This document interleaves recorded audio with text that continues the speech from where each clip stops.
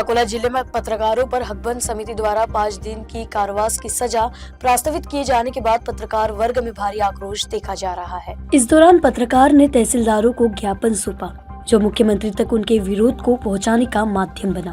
पत्रकारों ने अपने ज्ञापन में इस प्रस्ताव को लोकशाही विरोधी करार देते हुए इसे तत्काल वापस लेने की मांग की।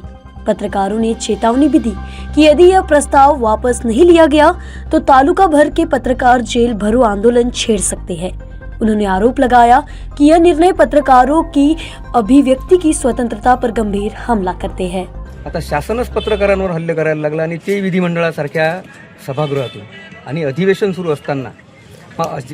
सुरू असताना जर पत्रकारांवर अशा पद्धतीचे हल्ले होत असतील, हक्कभंग आणणं म्हणजे हल्लाच आहे एक प्रकारचा तो पत्रकारावरचा, आणि हा अशा पद्धतीने जर पत्रकारांवर अन्याय होत असेल तर मग आता शासन तर आपल्याला न्याय आपण मागतो शासनाकडे, आणि शासनच जर आपल्यावर हल्ले करत असेल तर आता आपण न्याय मागायचा कोणाकडे?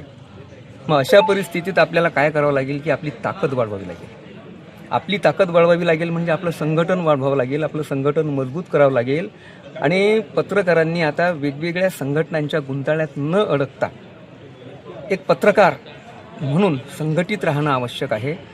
अमोलजी मिटकरी हे आमचे घरचेच एक सदस्य आहेत, परंतु त्यांनी असं आपल्याला दुर्दैवाने म्हणावं लागेल की त्यांनी आपल्या मिळालेल्या अधिकारानुसार पत्रकारांवर अंकुश आणण्याचा आणि त्यांचं मनोधैर्य खच्ची करण्याचा प्रयत्न यातून केलेला आहे असं दिसून येते.